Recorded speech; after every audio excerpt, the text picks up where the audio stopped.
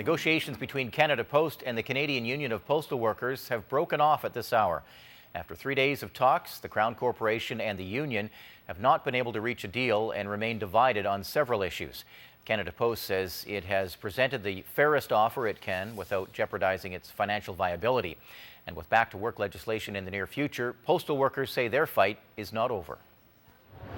Postal workers across the country remain off the job tonight, locked out by their employer. Negotiations are continuing in Ottawa, and the union says it hopes to reach a deal before back-to-work legislation is passed, something that's expected to happen tomorrow.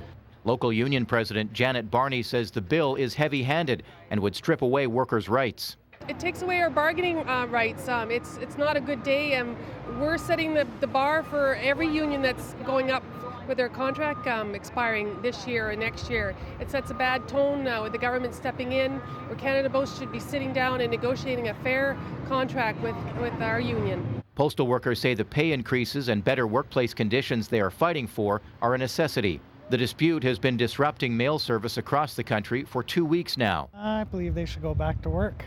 I think that it's an attack on labor. Hopefully they come to a compromise so the workers are happy and service is back up and better than ever. How can the Prime Minister blame the workers for the situation when it's his government that is shutting down the mail? The two parties to this dispute have been unable to resolve this dispute over a significant period of time. Through their actions, they are imposing greater and greater costs on the wider Canadian public. That is not acceptable to the government. In this province, thousands of people who normally get their social assistance and disability checks by mail instead had to line up at government offices. Renew that agreement. Barney says earlier this week, volunteer letter carriers delivered federal checks as part of an agreement with Canada Post. In Toronto today, Canada Post workers were joined by members of other unions at a rally, one of several planned across the country.